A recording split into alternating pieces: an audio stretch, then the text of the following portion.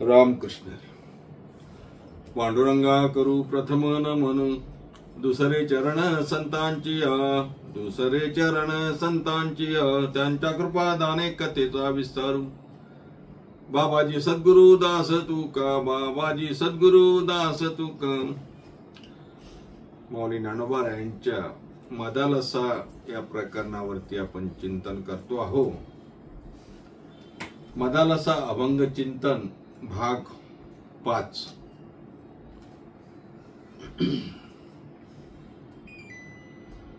चार भागामध्ये आपण अभंगाचं चिंतन केलं। आजचा हा 5वा भाग आहे। अभंग आपल्याला माहिती आहे, उपदेश मदालसा देहू निर्मला कैसा, या अभंगावरचं चिंतन आपलं चालू आहे।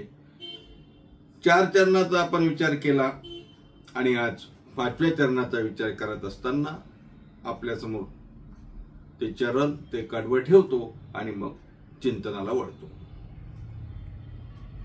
मागच्या भागामध्ये चिंतन करत असताना देहाचं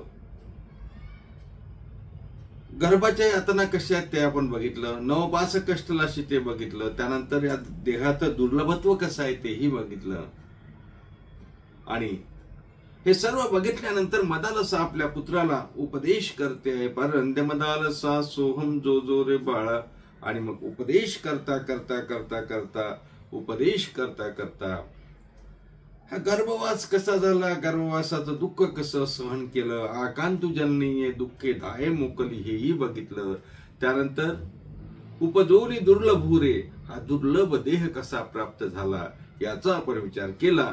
आणि हे सर्व आपल्याला सांगत असताना मदालसा माता आपल्या पुत्राला सांगत असताना माऊली ज्ञानोबारायातून मला सांगत असताना पुन्हा एक जाणीव करून देतात की बाबा हे सर्व दुःख सहन करून तू जन्माला आला, हा देह तुला मिळाला। हे जरी खरं असलं तरी ह्या देहाचं खरं स्वरूप तुला माहिती आहे का, तेच या कडव्यातून सांगतात। हा देह नाशिवंतो मलमूत्राचा बांध, वरी चर्म घातले रे कृमी कीटकांचा सांध, रव रव दुर्गंधी रे अमंगळ तिचा बांध, स्मरे त्या हरिहरा शरण जाईन गोविंदा, स्मरे त्या हरिहरा शरण जाई गोविंदा, पर्यदे मदालसा सोहम जो जो रे बाळ, पर्यदे मदालसा सोहम जो जो रे बाळा। असे 5वे चरण आणि आपला 5वा भाग। या चरणाचा विचार करण्या अगोदर जी पहिली 3-4 चरण आपण बघितली त्याचा आणि याचा जर समन्वय लावायचा झाला तर आपल्याला तो लावता येईल। गर्भवासाचं दुःख भोगून आपण बाहेर आलो, हा दुर्लभ देह आपल्याला मिळाला आणि हे सर्व असतानाही हा आता देह मिळाला, हा दुर्लभ आहे हे मान्य आहे, हा कागदाळी न्यायाने मिळाला हा मान्य आहे, हा पुण्याने मिळाला मान्य आहे, पाप पुण्य समान झाला म्हणून मिळाला मान्य आहे। काही काशना तो मिळाला ना, पण मिळाला म्हणून हवेत चढू नको। हा देह सुद्धा कसा आहे, हा देहो नाशिवंत मलमूत्राचा बांधा। नुसतं गर्भवासाचं दुःखच कठीण आहे असं नाही रे, हा देह सुद्धा नाशिवंत आहे, हे शरीर सुद्धा नाशिवंत आहे। या शरीराच्या संबंधानं बोलताना महाराजांनी छान असं वर्णन केलं। महाराज काय सांगायचं, शरीर आहे कसं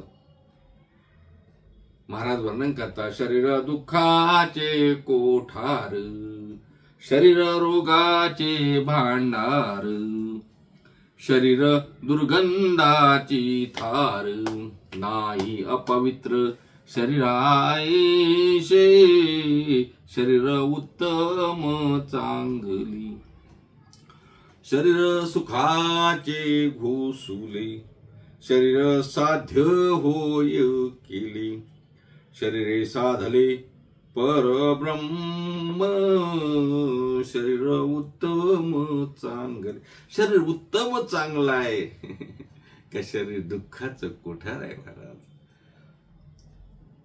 मौली ज्ञानोबा जेव्हा मदालशीच्या मुखातले शब्द सांगतात, हा देह नाशवंत मलमूत्राचा बांधा, हा देह नाशवंत आहे, हा देह हे शरीर आहे कसं? दुःखाचे कोठार, दुःखाचं कोठार आहे, रोगाचं भांडार आहे. किती रोग आहे तो आपल्याला, किती रोग आहे.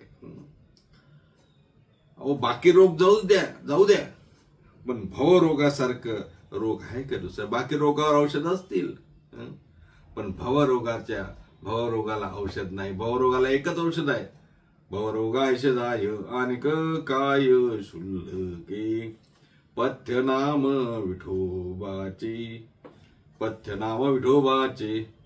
काय सांगू महाराज. अहो ह्या देहाला अनेक रोग आहे, या शरीराला अनेक रोग आहे. सर्वात मोठा रोग भवरोग म्हणजे जन्म मृत्यूचं दुःख आहे. आणि त्याचा एक आणि एकच उपाय आहे. काय उपाय आहे? पथ्यनाम विठोबाची. मी का सांगतो आहे? अभंगातून माऊली ज्ञानोबा सांगतात, हा देह नाशिवंत मलमूत्राचा बांधा. मलमूत्राचा बांधा आहे ना, आहे काय दुसरं? मला हे बघा, शरीरामध्ये अशी कुठलीही गोष्ट आहे हो, मला सांगा, शरीरामध्ये कुठली गोष्ट अशी आहे की गोष्ट आवडण्याजोगी आहे? काढा ना, चर्म बाहेर काढा. या शरीरावरती जर हे चामड, हे स्किन, ही जर त्वचा घातली नसती तर एक दुसऱ्याला बघू शकले असता का? नाही ना.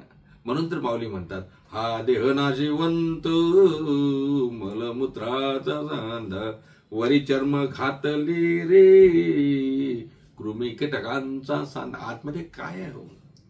मल, विष्ठा, मांस, रक्त, रेत, काय काय आतमध्ये आहे. दुर्गंधीयुक्त सर्व आहे ना.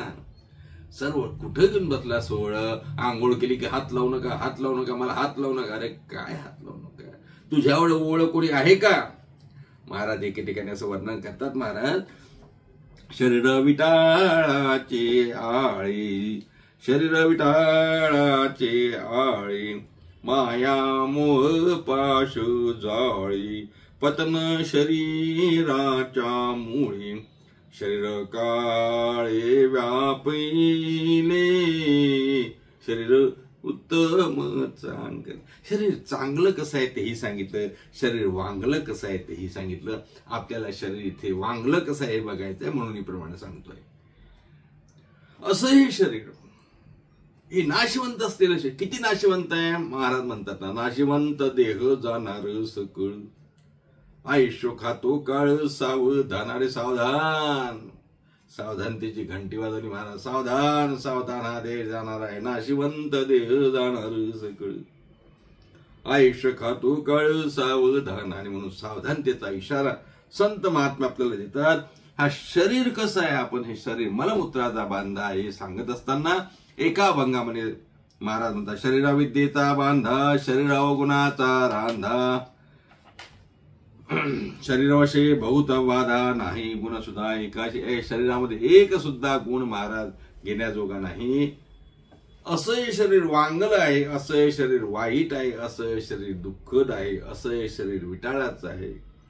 हा मलमूत्राचा बांधा आहे. माऊलींनी सांगितल्याप्रमाणे हा देह नाशिवंत मलमूत्राचा बांधा, वरी चर्म घातले रे कृमी कीटकांचा सांधा. हो काय सांगू.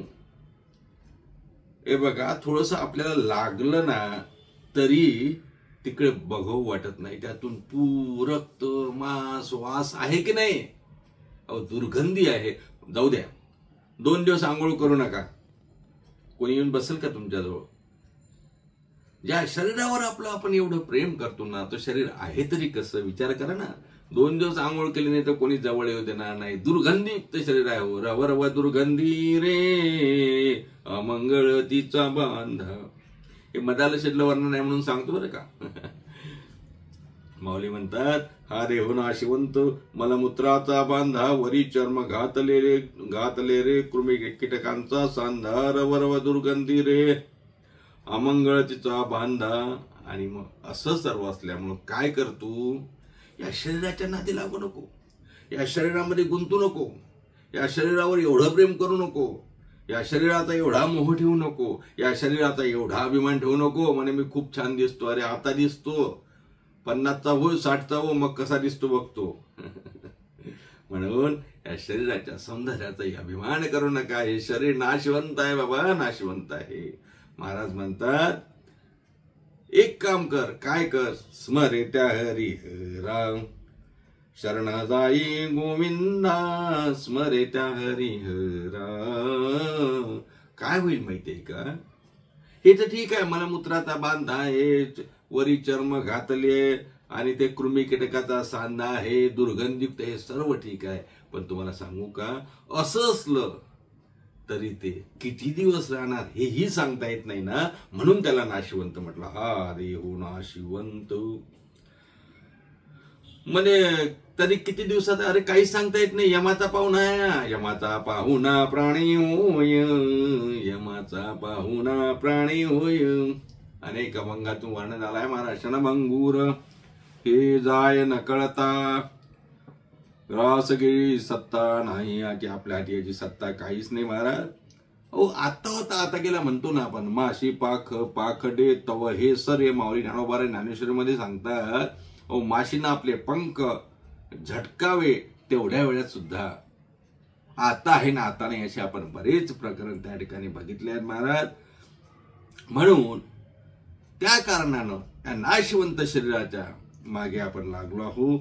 नाशवंत शरीर केव्हाही जाऊ शकते, केव्हाही जाऊ शकते. या देहाचा भरोसा नाही. क्षणभंगूर नाही भरवसा.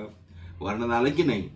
क्षणभंगूर नाही भरवसा, फारे सावड तोडा तोडा माया आशा, काही न चले मग गळा पडला फासा, पुढे हुशार तोराय ओळखा गा. क्षणभंगूर नाही भरवसा. क्षणभंगूर, क्षणभराचा भरोसा नाही महाराज. म्हणून माऊली ज्ञानोबा सांगतात, हा रे हो नाशिवंत, मलमूत्राचा बांधा. तू काय कर? हरिहरा, शरण जाई गोविंदा, स्मरे त्या हरिहरा. म्हणून हरिहराचं स्मरण कर, हरिहराचं ध्यान कर, त्या गोविंदाला शरण जा. हे सांगत असताना मग पुढच्या चरणामध्ये माऊली ज्ञानोबांनी आणखी आपल्याला जागृत करताना सांगितलं, या देहाचा भरोसा धरू नको. या देहाचा भरवसा पुत्रा न धरावा ऐसा, या देहाचा भरवसा पुत्रा न धरावा ऐसा, माझे माझे मनोनिया भाऊ दुःखाचा वळसा, माझे माझे मनोनिया भाऊ दुःखाचा वळसा, बहुत ठकियेले मृग जळाच्या आशा, बहुत ठकियेले मृग जळाच्या आशा, तृष्णा सांडोनिया योगी केले वनवासा, पर्यंदे मदालसा सोहम जो जो रे बाळ, पर्यंदे मदालसा सोहम जो जो रे बाळ. हा देव नाशिवंत, देह नाशिवंत आहे, रवरव दुर्गंधी आहे, वर फक्त चर्म घातला आहे आणि हा नाशिवंत असल्यामुळं केव्हा जाईल सांगता येत नाही. या देहाचा भरोसा नाही. हे माऊली सांगतात की हे सर्व असल्यामुळे तू काय कर? स्मरे त्या हरिहरा, शरण जाई गोविंदा, स्मरे त्या हरिहरा. माऊली असं म्हणतात, तू या देहाचा भरोसा धरू नको. हे कुठल्या अर्थानं म्हणतात तो? यातून माऊलींना काय सांगायचं आहे? किंवा मदालसा माता आपल्या पुत्राला सांगते की या देहाचा भरोसा धरू नको म्हणजे काय? या देहाचा भरोसा धरू नका म्हणजे हा देह तुझा नाहीच. तुझ्या देहाला माझा माझा मी करतो, तो केव्हा तुला केव्हा पडेल सांगताच येत नाही ना. बर, देहाचं सोडा, इंद्रिय तरी आपल्याला आपल्या अधीन आहेत का? मला सांगा, आपले डोळे आपल्या हातात आहे का? कधी डोळ्याची दृष्टी जाईल? नाही ना आपल्या हाती. कान कधी आपले श्रवण बंद करतील सांगता येते का? इंद्रिय सुद्धा आपल्या हातात नाही महाराज. मग देहही आपल्या हातात नाही, शरीरही आपल्या हातात नाही. म्हणून माऊली म्हणतात, या देहाचा भरोसा धरू नको. काय कुठल्या शब्दात सांगितलं? या देहाचा भरोसा पुत्रा न धरावा ऐसा. या देहाचा तू भरोसा धरू नको, या देहावर विश्वास ठेवू नको, कारण हा देह केव्हा पडेल सांगता येत नाही.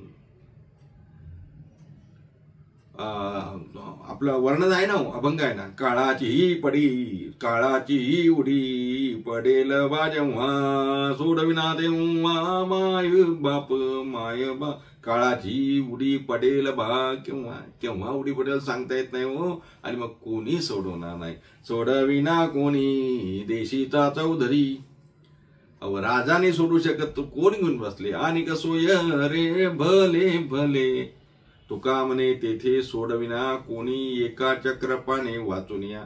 एका चक्रपाने वाचून, एका देवाशिवाय आपल्याला तिथून काळाच्या जबड्यातून कोणी सोडवू शकत नाही. म्हणून एका चक्रपाने वाचून या हे असल्यामुळे तुकोबारायचं म्हणतात ना, एका चक्रपाने वाचून या, कोणी सोडू शकत नाही. म्हणून या बंधनातून सुटायचं असं वाटत असेल तर माऊली ज्ञानोबा या मदालसाच्या माध्यमातून आपल्याला उपदेश करताना सांगतात, स्मरेत्या हरिहरा शरण जाई गोविंदा, स्मरेत्या हरिहरा स्मरेता हरिहरा शरण जाई गोविंदा, परदे मदालसा सोहम जो रे बाळा.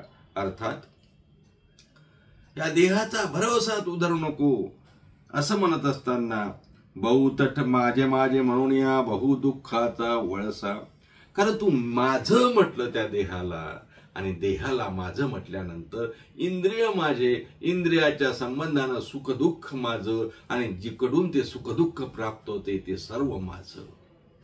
आणि मग असं माझं माझं माझं माझं माझं माझं करता करता या माझ्यामध्ये तू अडकला. किती अडकला, माझे माझे म्हणून या बहु दुःखाचा वळसा, माझे माझे म्हणून या. हे माझं ते माझं ते माझं ते माझं असा वळसा पडला आणि गुंतून गेला महाराज. या मायाजाळामध्ये एवढा गुंतला की त्याला दुसरं काही दिसत नाही. महाराज म्हणतात ना, हे माया जर तोडायचं असेल ना, या मोहपाशातून तुटायचं असेल तर एक आणि एकच पर्याय, हरे हरी तुम्ही म्हणारे सकळ तेनी माया जवळ तुटेल हे. आणि नका पडू गावाळाचे बरी, तेच्या थोडी नागवन. मग नागवण होतो ना, हो आपली नागवण होत चालली. का नागवण होते, आपली फसवणूक का होते. फसवणूक होण्याचं कारण आहे आम्ही मी आणि माझ्यामध्ये अडकलो. माऊली म्हणतात, माझे माझे म्हणून या बहु दुःखाचा वळसा, माझे माझे म्हणून या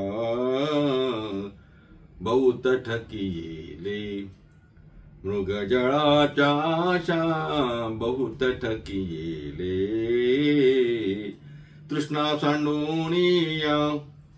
योगी गेले वनवासा, परदे मदालसा सोहम जो रे बाळा, परदे मदालसा. माऊली म्हणतात, ही मी आणि माझ्यामध्ये एवढे एवढे एवढे गुंतल्या गेले महाराज, एवढे गुंतल्या गेले की त्या ठिकाणी मृगजळ माहिती आहे ना आपल्याला. मृग म्हणजे हरिण, आणि हरणाला असं वाटते जिथे आकाश टेकलाय ते क्षितिज बघून पाणी आहे असं वाटते त्याला. आणि मग ते पाणी असावं असं समजून खूप त्या ठिकाणी धावतो, खूप धावतो, आणि मग निराशा होते कारण पाणी नसतेच ना. अज्ञानामुळे त्याला आकाश निळं दिसलं की असं वाटते पाणी आहे आणि आकाश कुठेतरी टेकलाय असं समजून तो धावत जातो, पण ते काहीच नसते, ते मृगजळ असते. तसं हरिण जसं या मृगजळाच्या लालचेने त्या ठिकाणी त्या आशेनं ठकवल्या जाते. महाराज म्हणतात ना, बहुत ठकविले मृगजळाच्या आशा, बहुत ठकविले. अशा प्रकारे ठकवल्या गेले, अशा ठिकाणी आपण फसल्या गेलो. मी आणि माझ्यामध्ये फसलो. पण जे शहाणे आहेत ना, जे योगी आहेत ना, जे खऱ्या अर्थानं भक्त आहेत ना, जे खऱ्या अर्थानं सुज्ञ आहेत ना, जे खऱ्या अर्थानं ज्ञानी आहेत ना, ज्यांच्यावर खऱ्या अर्थानं संत कृपा झाली, ज्यांच्यावर देव कृपा झाली, त्यांनी मात्र त्यांना काय झालं, त्यांनी काय केलं विचारता का. माऊली म्हणतात, तृष्णा सांडोनी या. योगी गेले वनवासा तृष्णा सांडोनी. तृष्णा म्हणजे आशा, सुख दुःख भय राग द्वेष आनंद पीडा काय असेल ते महाराज सर्व द्वंद्व सोडून, इच्छा आकांक्षा सर्व सोडून एकच देवाच्या नावाचा जप करत करत योगी लोकांनी काय केलं? योगी गेले वनवासा परंदे मदालसा. योगी भक्त महात्मे यांनी या संसारातून बाहेर निघून वनवास म्हणजे वनांतराला गेले, भगवत भक्ती करायला गेले, गिरी कपाटी गेले महाराज. का हो? कारण देव प्राप्त व्हावा, सुख प्राप्त व्हावा, मोहमायेपासून दूर जावं याकरता ते योगी वनांतरा गेले असं माऊली या ठिकाणी वर्णन करतात. दोन्ही कडव्यांचा अर्थ लक्षात घेतला तर या देहाचं मिथ्यात्व, नाशिवंत देह, हा देह नाशिवंत आहे, हा जाणार आहे, म्हणून मी आणि त्या संबंधाने येणारं माझं याचा आपण कुठेतरी विचार केला पाहिजे.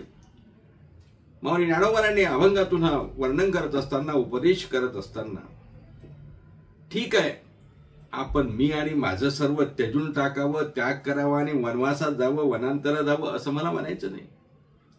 पण कुठेतरी याचा विचार झाला पाहिजे. मी मी मी मी मी मी करता करता आपण एवढे स्वार्थी झालो की आपण आपल्या घरातले माझे सुद्धा विसरलो की नाही.